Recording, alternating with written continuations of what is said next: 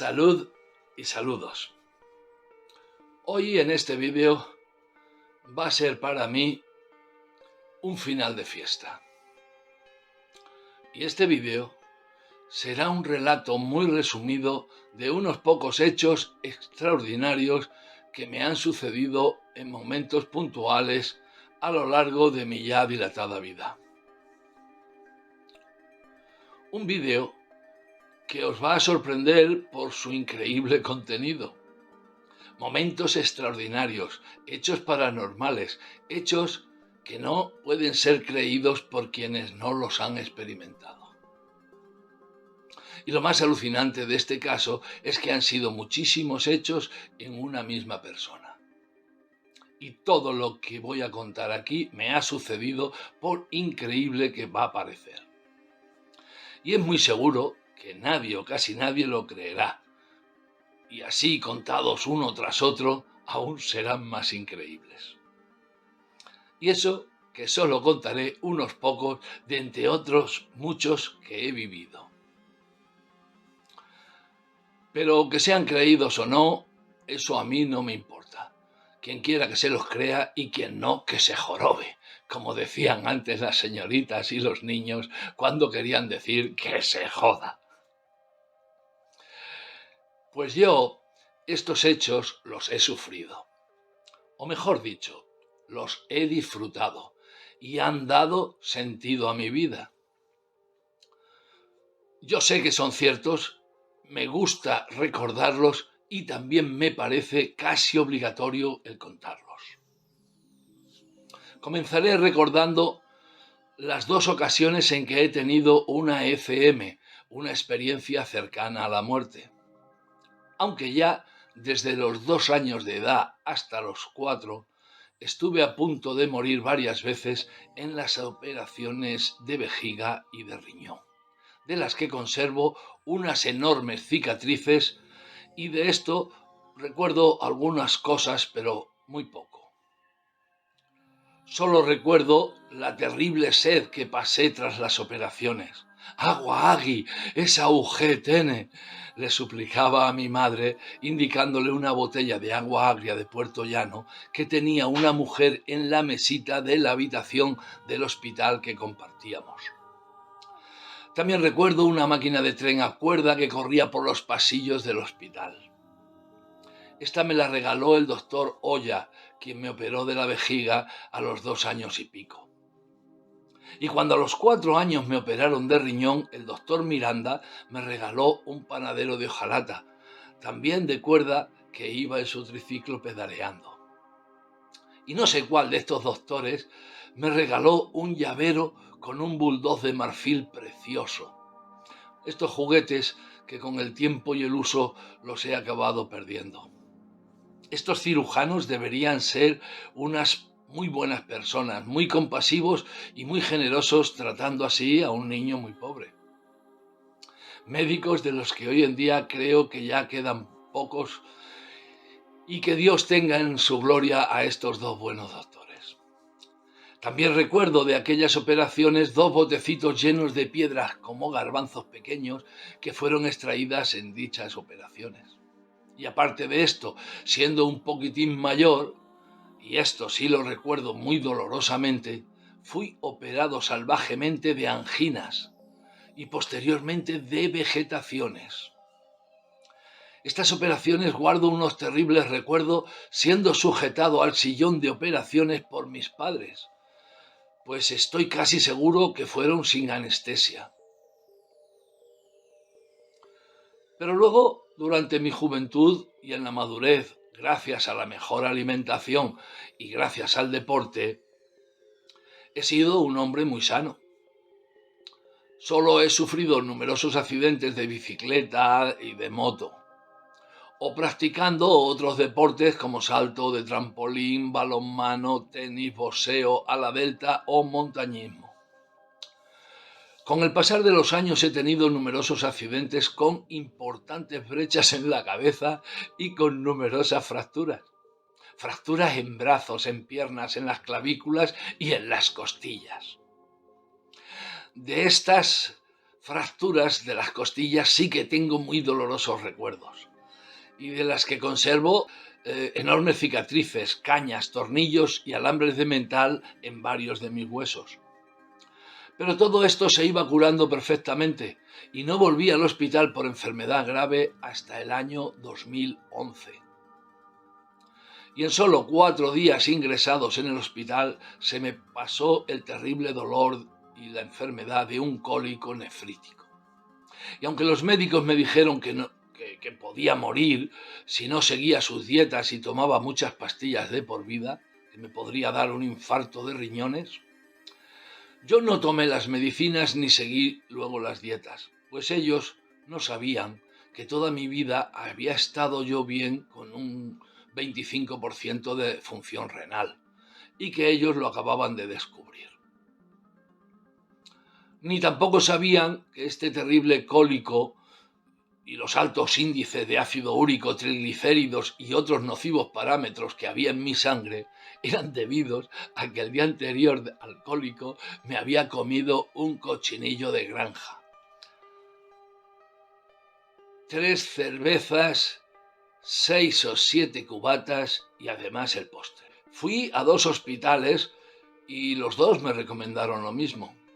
En la Seguridad Social y en Sanitas, que era una clínica privada, a la que fui para conseguir los papeles a ver si me jubilaban. Pero como me dijeron que no me jubilaban y que me tomase las pastillas y siguiese esa dieta blanca de por vida, me di de baja en Sanitas y decidí no tener en cuenta sus malísimos diagnósticos. Aunque en Sanita también me descubrieron con la ecografía unos tumores en el hígado, avisándome de que por su tamaño podrían ser un cáncer de hígado. Lo que no me asustó en absoluto, pues casi todos los animales viejos que yo he examinado tienen estos tumores en el hígado, y por eso no les hice caso. Y muchos años más tarde, aquí sigo vivito y coleando, sin dietas, sin restricciones, con una fuerza y una salud normal o superior a la que corresponde a mi ya avanzada edad. Pero esto no fueron unas ECM, aunque ya son hechos muy significativos de que el gran misterio quiere que siga en este purgatorio, quiere que siga sufriéndolo con alegría. Pero en la primera ocasión que sí tuve una ECM fue una experiencia cercana a la muerte que sucedió en un choque frontal con mi moto contra un coche. Choqué contra un taxi Seat 1500 que se quedó atravesado en la calle Bravo Murillo de Madrid. Un coche durísimo. Choqué contra el coche yendo a casi 100 kilómetros por hora y sin tiempo ninguno para tocar los frenos. Y allí fui dado por muerto. Me cogieron por los pies y por las manos y me dejaron boca arriba en el suelo de un furgón, tumbado boca arriba con los brazos y piernas abiertos. Mientras otras personas atendían a mi pasajero que solo sufrió traumatismos y también retiraban de la vía los restos del accidente. Mientras sucedía esto, yo permanecía abandonado y depositado en el suelo del furgón. Pero aunque fui dado por muerto, pues ni respiraba ni tenía pulso, yo vivía en mi mente como algo muy real la salida desde mi casa y el trayecto exacto recorrido con la moto hasta llegar al lugar del impacto. Y en ese momento que volvía a chocarme contra el coche, en ese segundo choque soñado, volví a la vida. Con un enorme dolor de cabeza, de cuello y de todos mis huesos, pues había dejado una abolladura con la forma del casco entre las 2 puertas y el techo del taxi. Al volver a la vida, allí yo salí solo del furgón y aunque veía perfectamente lo sucedido, repetía una y otra vez la pregunta de qué había pasado. Pues en esos momentos no comprendía lo sucedido, pero lo sucedido con mi vida, no con el accidente, porque tenía muy claro lo sucedido, allí se veían los restos. Pues allí estaban retirando la moto, los cristales y las astillas de una guitarra recién comprada que íbamos a estrenar. Y no dejé de preguntarme a mí mismo lo que había pasado hasta que después, ya convaleciente en la cama, tuve la sensación de que desde un panel de control, ante la alarma surgida por mi muerte en dicho panel, alguien rebobinó mis actos desde la salida de mi casa hasta el impacto. Y cuando hubo el impacto, anularon el fatal resultado volviéndome a la vida. Pues aún debía seguir mi calvario en este mundo. Y con tan solo unos días en cama, con tremendos dolores de cabeza, cuello y espalda, me restablecí completamente. Esta fue una experiencia de la que yo solo tengo las pruebas, de aquello que sucedió en los 5 o 10 minutos que estuve muerto. Unos claros recuerdos de lo que viví y de cómo y por qué fui resucitado. Pero en este tiempo aún era ateo y no supe explicar esto como un milagro. Y como ni tan siquiera había oído hablar de las ECMs, no di la importancia que tenía este suceso. Simplemente decía, me rebobinaron, lo que provocaba las risas de quienes lo escuchaban.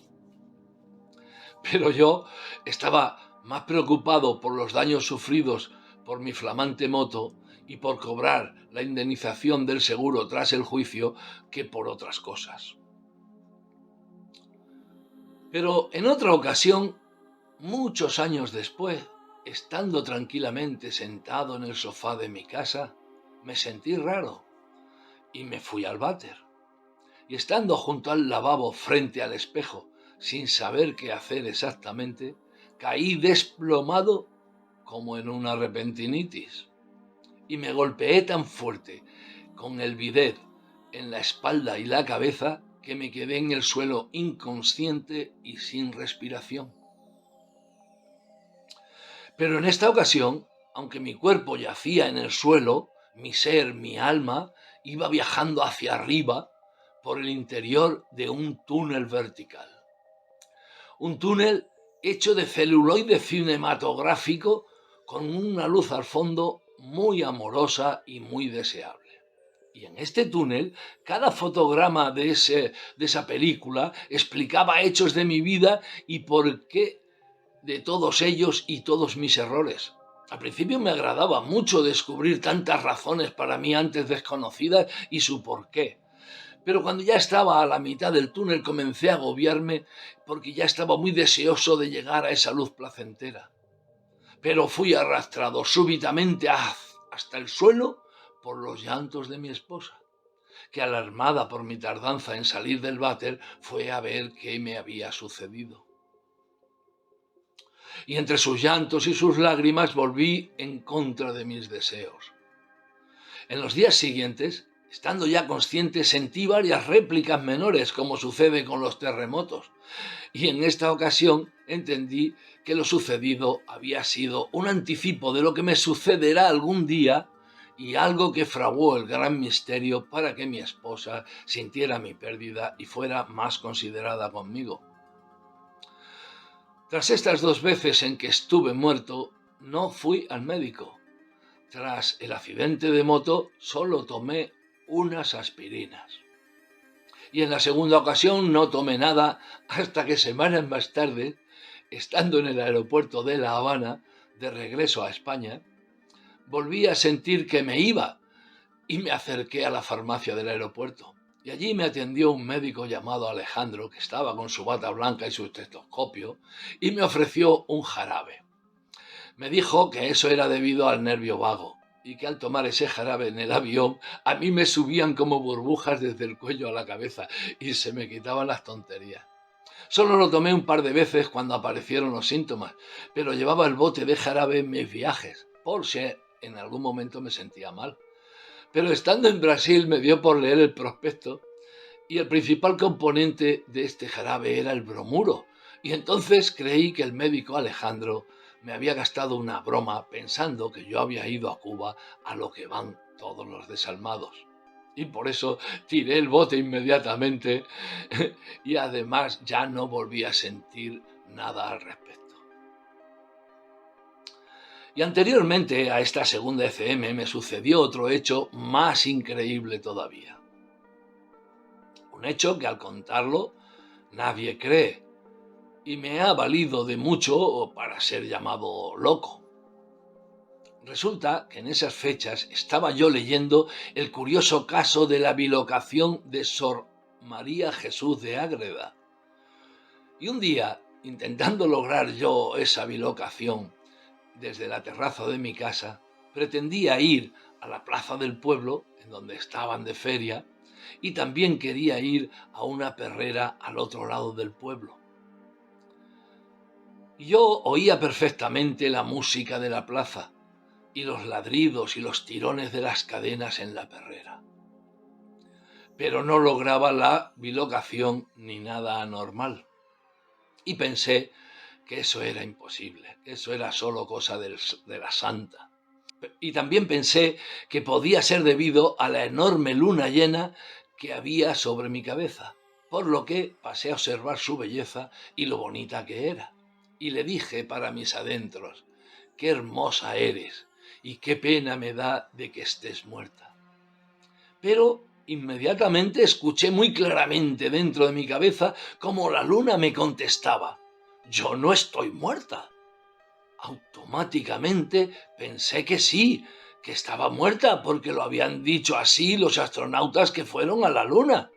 Y ella, la luna, me volvió a contestar diciéndome muy claramente que ningún humano había estado sobre ella, y que ella estaba muy viva y que ella era la luna. Al cesar tan impresionante conversación, me acordé de mi sabia abuela, cuando a mis 14 años yo le anunciaba que habíamos llegado a la luna porque lo había visto en la tele. Pero ella me dijo muy sabiamente que no creyese esas mentiras. En esos días yo no le di credibilidad a mi sabia abuela, pues pensaba que ella simplemente era una ignorante, ya que yo lo había visto por la tele y ella no tenía tele, y mi abuela además solo era una campesina. Y creí durante muchos años a la NASA. Yo sabía que habíamos estado en la luna y yo sabía que la luna estaba muerta. Pues yo creía en todo lo que decía la NASA y en todo lo que decía la tele. Pero eso solo duró hasta muchos años después, hasta que me habló la luna. Y fue entonces cuando empecé a investigar los viajes Apolo. Y el resultado de dicha investigación me dejó muy claro que mi abuela y la luna tenían toda la razón. Yo había sido fuertemente engañado y vivido muchos años creyendo en las mentiras espaciales.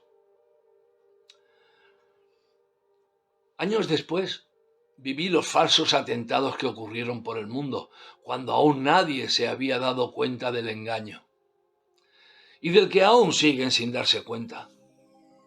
Y nadie a mi alrededor quería comprenderlos, aunque yo les daba pruebas sobradas de que los viajes a Apolo y de que esos atentados solo eran películas para engañarnos. Dándoles razones y entregándoles CDs con vídeos sobre tan gigantescas mentiras. Pero todo mi entorno solo veía en mí a un loco diciendo barbaridades. Incluso un compañero de trabajo, de los más educados y siendo muy amable, me dijo que si lo que yo decía fuese verdad, era mejor no saberlo. Y también hacía vídeos que les repartía y donde les mostraba las fumigaciones aéreas allá por el año 92. Pero para ellos solo era vapor de condensación, como les habían dicho en la tele. Y como ya estaba harto de este mundo, sobre todo por la gente, pues ni amigos, ni familiares, ni compañeros de trabajo, ni extraños creían la realidad que yo les contaba y que yo veía. Y también porque a pesar de tantos libros leídos y tantos caminos andados, no encontraba las respuestas y las razones de este mundo tan precioso, pero a la vez tan terrible. Un mundo en donde sufría a diario por la pésima compañía de los humanos, por las enormes mentiras en que vivíamos y que todos a mi alrededor creían como verdades. Además, por la injusticia, por las guerras, por todo eso que todos los demás también apoyaban. A pesar de tener un buen empleo, casa, coche, moto, esposa, 2 hijos y sin problemas económicos, estaba tan agobiado con tanta falsedad y con tanta maldad y sin poder comprender el por qué el mal era el dueño y gobernador de este mundo, sin ver la solución, sin ver la solución a nada de todo lo que solo a mí me preocupaba, comencé a planear mi suicidio. Pero cuando ya estaba todo muy planeado, sería en mi trabajo, mientras cambiaba el aceite a un transformador de 6.000 a 380 voltios. No le quitaría la corriente y me incineraría arrojándome sobre las bornas de dicho transformador. Y de ese modo se consideraría un accidente laboral y mi familia quedaría a cubierto económicamente. Pero sucedió que el día anterior a realizar lo planeado, me visitó un amigo con el que tenía una buena amistad desde niño, aunque no compartía con él mis inquietudes sociales, pues él era un campesino que no se interesaba por los temas que a mí sí que me tenían en un sinvivir. Solo éramos amigos de caza, de pesca, de labores del campo y de las fiestas. Y estando tomando una cerveza, sentados a la mesa, mi amigo encendió un cigarrillo como solíamos hacer. Pero en esa ocasión, estando muy a gustito, vi cómo pasaba su lengua por la boquilla del cigarro de una forma extraña. Y al mismo tiempo yo sentía cómo esa acción, su energía tocaba mi sexo. Y me hacía sentir una agradable sensación en el plexo solar, como ya había sentido otras veces estando con él. Y sin pensar le dije, ¿por qué me estás haciendo eso? Y él me contestó, sabiendo muy bien a qué me refería, oye, que yo no soy marica, yo solo lo hago de pensamiento. A lo que le contesté que esto era algo más que un pensamiento, pues yo lo sentía, por lo que debería haberme preguntado antes de hacerlo, si yo estaba de acuerdo o no en que me lo hiciese. Rápidamente se acabó su visita y yo me quedé alucinado por lo que había visto. Y relacioné su comportamiento con unas preciosas vacaciones que pasé junto a él cuando éramos niños, en una finca de un familiar donde la madre de mi amigo trabajaba atendiendo a una anciana pariente mía. Y esta anciana tenía 2 hijos ya mayores, de unos 40 años, y uno de ellos, decíamos en aquellos tiempos, que estaba tontuso o que era demente. Y de este, cada noche al acostarnos, yo tenía que enseñarle muy bien los dientes y muy en serio para no ser abusado por él. Lo que explica el comportamiento de mi amigo y por lo que debemos cuidar a los niños de estos tipos de enfermos. Pero la cosa no acabó ahí con mi amigo, porque al día siguiente volví a tener otra visita, una visita que venía de Madrid. Y eran un familiar mujer y su pareja también mujer. Y estando en la misma mesa, en los postres y el café, mi familiar, mi esposa y yo, vi a esta mujer acariciarse los labios con la lengua mientras hablaba con mi esposa. Y vi que lo que estaba haciendo realmente era chupar virtualmente el sexo de mi esposa. Tampoco pude controlarme y le increpé diciéndole que no hiciera eso.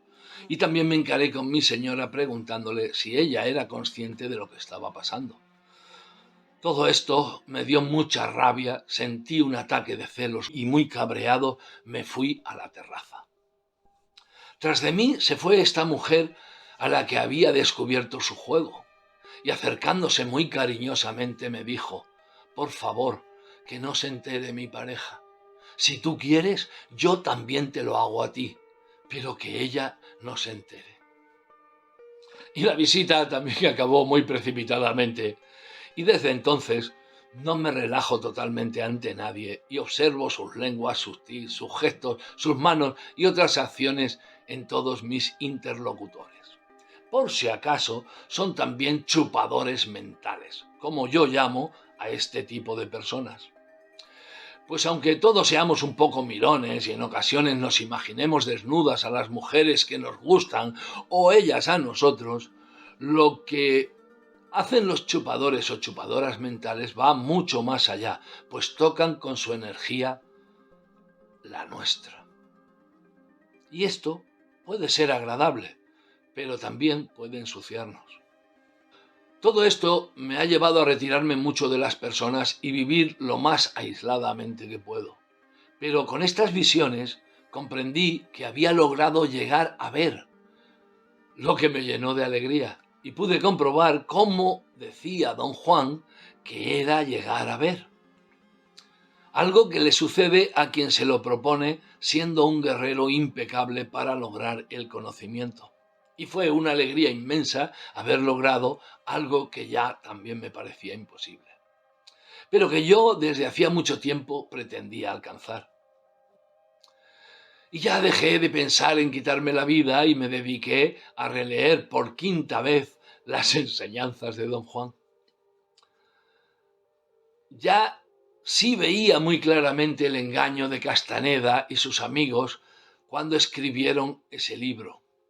Pues al descartar la manipulación psicológica de estos sobre las auténticas enseñanzas, el mensaje de don Juan queda muy claro, muy cierto y muy eficaz. Ellos mismos lo declaran este truco al final del libro.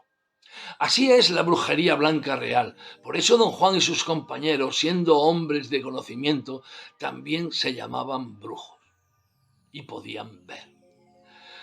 Pero estas experiencias anteriormente narradas no son aún muy extraordinarias comparada con lo que me sucedió después.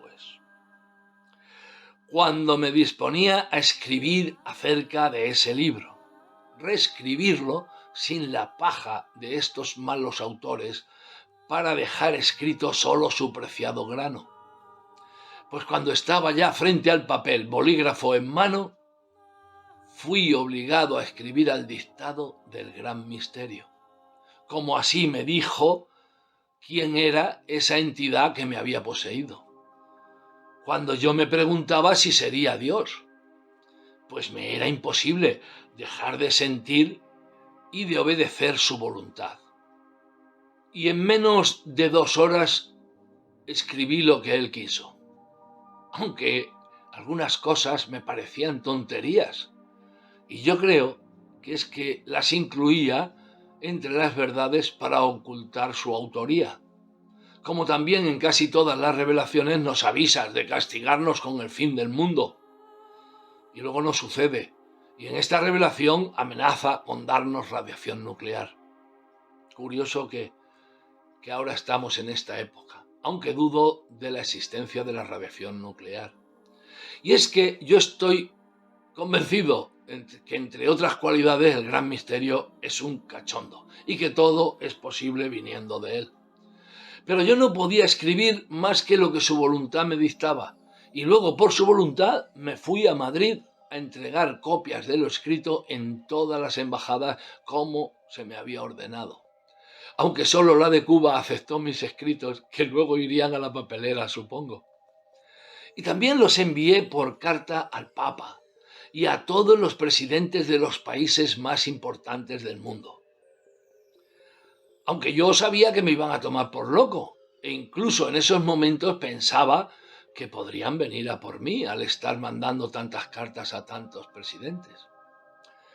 Pero esos miedos no eran nada comparados con la obligación que sentía de hacerlo, pues sabía que era muchísimo peor desobedecer las órdenes recibidas del gran misterio que aquello que pudiesen hacerme los humanos. Además, estaba seguro de que el gran misterio me protegía, como fue así y así ha sido. Y es que, con solo presentir el gran misterio, su inmenso poder, su luz, la claridad, la felicidad, la seguridad y sobre todo un intenso amor lo inunda todo, todo alrededor de quien lo vive. Lo que da sentido a aquello que todos hemos escuchado alguna vez de que Dios es amor. Pues ante su acción desaparece toda la duda y la obediencia no se cuestiona. Afortunadamente, por unos días sentir esta presencia fue como respirar amor y volar sin alas. Pero tras esta experiencia, cuando la experiencia cesa, cuando aparece el silencio de Dios, es un sentimiento de tristeza tan grande que cuando eso sucedió estuve horas y horas seguidas llorando, cuando yo no había llorado en mi vida. La vuelta a sentir el mal que gobierna este mundo hace que se comprenda. Que se comprenda que vivir en el silencio de Dios en el que vivimos diariamente es doloroso y terrible. Un silencio de Dios que sufre la humanidad en este mundo, la separatidad que decía Erich Fromm. Y que para mí es la separatidad el no estar junto a Dios, que es una enfermedad que padece la humanidad pero que no reconoce como tal. Pues ese dolor del alma es el que produce ansiedad, depresión, deseos, permanente insatisfacción y otros males de la humanidad. Pero tampoco de esto quedaron pruebas para mostrar a otros, salvo mi palabra y mis escritos. Y algún amigo erudito quiso explicar esta experiencia diciendo que había sufrido una inflación del ego, pero nada más lejos de la realidad. Y aunque yo sé que estos hechos que he vivido son muy increíbles para los demás, comprendo que ha de ser así, pues no existiría el libre albedrío si de estos quedasen pruebas. Y es que, en este plano de existencia, la ausencia de Dios, el gran misterio, es muy notable. Él no está presente en este mundo, aunque este mundo sea su obra, su creación y se rija por sus leyes. Por eso, por ser su obra y su creación, es tan perfecto y tan bello. Pero esta creación no fue hecha para que seamos felices dentro de ella, como la humanidad cree, humanidad que siempre anda buscando la felicidad y anda como un torpe ciego dándose contra los muros de la ignorancia y de la infelicidad. Siempre presos en una red de mentira, viviendo en la locura sin saber quiénes son ni por qué están en este mundo, viviendo sin saber qué es este mundo, siempre queriendo ser felices en medio de la maldad. Y tras esta experiencia, que yo califico de haber sido una revelación, como en España ya sabía que nadie iba a usarla ni a creerla, incluso mis padres y la familia a los que yo se lo conté quisieron llevarme al psiquiatra, a lo que yo nunca me negué, pero ellos nunca me llevaron porque ellos solo iban de farol. Visto lo cual, decidí llevar el mensaje a otros países. Y en estos viajes también sucedieron cosas muy extraordinarias. Como en Marruecos, donde pasé unos días en Fez, en la casa de una pareja que eran maestros de escuela y que recogí en la carretera cuando hacían autoestop. Allí les dejé mucha ropa, calzado y muchas otras cosas que llevaba y que eran el otro motivo de aquel viaje. Allí pasé unos días maravillosos hablando de Alá y del Corán y disfrutando de la hospitalidad y de los manjares de esa diferente cultura donde son muy creyentes, en Alá por lo menos y en Mahoma. Y estando de vuelta en la aduana, no sé cómo ni por qué me encaramé a lo alto de mi coche y me dirigí a la gente que allí había gritándole que yo era el Mahdi, el esperado por ellos. Y algunos medio en broma me pidieron que hiciese milagros. A lo que yo les contesté que yo no podía curarlos de su cojera ni de su ceguera, porque los milagros no son como nos han enseñado las iglesias, pero que sí haría milagros si me escuchaban, porque yo podía curarles su cojera y su ceguera espiritual, lo que es el auténtico milagro. Y cuando el guardia de la frontera, que antes me había cacheado como hacen con casi todo el mundo en esa frontera, me dijo que me callase y que me fuese, que yo no podía hacer milagros. Y le contesté que él había sido causa y testigo de un milagro que yo había hecho con él. Y muy airado me preguntó: ¿qué milagro has hecho tú conmigo? Y le dije: como tú bien sabes, aquí en la frontera, muchos junto al pasaporte, antes del cacheo, os ponen una buena propina entre las hojas del pasaporte para que seáis tolerantes. Pero recuerda que yo te di esa misma enorme propina, pero lo hice al finalizar el cacheo. Y eso no lo hace nadie nada más que yo. Vete, me dijo, y no vuelvas, que estás loco. Y una pareja que me vio luego en el ferry, muy sorprendida, me preguntó que cómo es que estaba libre, que pensaban que me habían llevado a la cárcel, después de aquel mitin que di subido en mi coche en el puesto fronterizo. Yo les dije simplemente que mi Padre Celestial, el gran misterio, me protegía.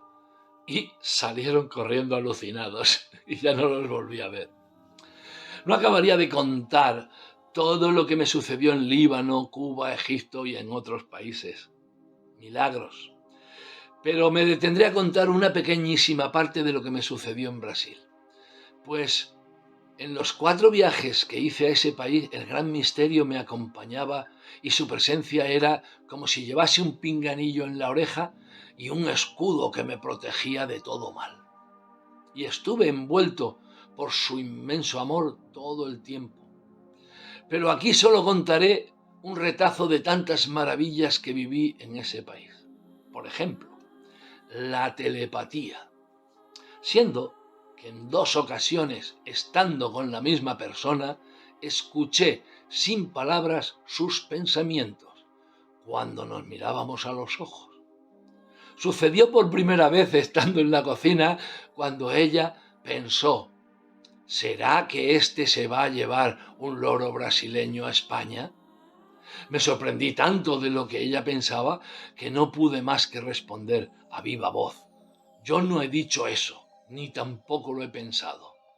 Y es que pensar eso era un error, pues yo la veía preciosa y no era solo por su físico o por su rostro, sino por su inteligencia, su gracia y el conjunto de su persona. Luego hicimos unas pocas bromas sobre la telepatía, pero enseguida nos olvidamos de ello. Y no volvió a suceder otro momento telepático hasta que después, en la habitación de un hotel, ya en la cama, mirándonos a los ojos de nuevo, volví a escuchar sus pensamientos como si los hubiese expresado con palabras. Pero en esta ocasión, ante las preguntas que ella se hacía, yo guardaba silencio, pues no quería aclarar en ese momento tan maravilloso cosas que debían ser dichas con palabras. Y más cuando la telepatía solo la experimenta una de las 2 personas. Y además, yo no quería hablar en ese momento del trabajo que ella tenía en ese hotel, del pasado o del futuro o de cosas que ella estaba pensando. Pues ya tenía suficiente información de todo ello. Y porque creía y creo que el pasado es quien nos obliga a aceptar ciertas condiciones que se nos imponen en el presente y en el futuro. Esas condiciones que en aquella ocasión nos estaba imponiendo el gran misterio. Pero suele suceder, como luego así sucedió, que esas condiciones no son aceptadas casi nunca en el presente. Aunque yo sabía y sé que no aceptar esas condiciones nos lleva indudablemente a muy peores futuros. Supongo que como estábamos en un estado emocional tan fuerte, causado por un amor tan intenso, amor que en este caso estaba favorecido y obligado por el gran misterio, pues Dios, el gran misterio, parece muy interesado en las grandes historias de amor. Y aquella historia amorosa, nacida en Brasil, estaba llamada a ser una historia de amor épica. Pero los protagonistas no dimos la talla y todo acabó en agua de borrajas. Aunque por viejo y experimentado ya sé mucho de lo que me van a decir de antemano las personas, y más las que ya conozco, eso no es telepatía. Lo que allí pasó fue algo muy extraordinario. Escuché perfectamente sus pensamientos, lo que solo sucedió por unos minutos, por lo que este otro hecho también fue muy misterioso y también indemostrable para quien no lo experimenta. Por lo que es razonable que no se crea, pero ella y yo tenemos las pruebas. Cuando alguien como yo cuenta lo que le ha sucedido, los demás, en vez de ponerse a trabajar para lograr ver la realidad y lograr tales prodigios, reaccionan muy negativamente, pues se saben incapaces de sacrificar su vida en pos del conocimiento de la realidad. El miedo, que es el primer enemigo del conocimiento, según don Juan y yo mismo, es lo que casi todos los demás sienten, pues temen a todo, a la autoridad, a ser tomados por locos, a reconocer las mentiras en las que viven, a perder su trabajo, etcétera, etcétera, etcétera. El miedo les lleva a defenderse de sus miedos diciendo quién se ha creído este que es. Todos han rechazado la ayuda ofrecida de muchas maneras, prefiriendo creer que todo lo que aquí he relatado solo son fantasías o trastornos mentales, pues ellos son incapaces de encontrar otra explicación. Y para estas mayorías de humanos, el que cree que estos hechos son pruebas de la existencia del gran misterio y del camino a seguir para toparse con él, una lucha a muerte por la verdad, por la justicia, por el porqué de la vida, ellos prefieren no pensar. Al contrario, es mejor pensar que el que dice eso es un loco o un mentiroso, aunque éste solo pretenda ayudarlos en su camino espiritual. Y esto también sucede porque han sido vacunados por las iglesias contra Dios y el gran misterio. A lo que unos reaccionan creyéndose y defendiendo las mentiras inoculadas, y otros reaccionan rechazando todo lo que venga de alguien que les hable de Dios. Pues al vivir ellos la falsa felicidad de la locura, aun estando en la mentira, se convierten en servidores del mal, el mal que el Creador puso para gobernar este mundo. Mondo cane, mondo del purgatorio. Y es que este plano de existencia en donde estamos, este mundo precioso a la vista, pero terrorífico en sus leyes, es el purgatorio, como se puede ver cuando cualquier animal debe matar a otro para sobrevivir, como cuando vemos la crueldad del león comiéndose aún vivo al búfalo. Y sabemos y comprendemos que solo está cumpliendo la ley natural, la ley de Dios. Y eso es así con todos los animales, hasta los que solo comen las plantas, están comiendo plantas vivas, están matando otros seres. Y hasta las mismas plantas matan a otras plantas, como hacen las malas hierbas que acaban con todo a su alrededor. Así es la ley natural del mundo, así de atroz es este mundo. Y sobre los humanos, ¿qué decir? Todos malos disfrazados de buenas personas, unos imponiendo el mal y otros aceptándolo muy gustosamente. Incapaces los humanos de vivir hermanadamente, siempre haciendo la guerra, donde se desatan los peores instintos animales. Fieras se convierten en fieras. El miedo los atenaza, unos inventan el miedo y todos lo aceptan, como ha demostrado la historia del trapo en la cara. Gente que parece buena y dice amar al prójimo, pero desea la muerte de aquellos que ni conocen y de los que no saben más que lo que la tele le ha dicho. Y por tanto ellos ya desean también la muerte de ese ser, sin preguntarse por toda la mentira que hay detrás de esa información. Y así arrastraron por las alcantarillas al mejor gobernante de África. Y unos lo hicieron desde los despachos, con trajes y educadamente. Y otros, que eran utilizados por estos, otros convertidos en hiena, ejecutaban la acción.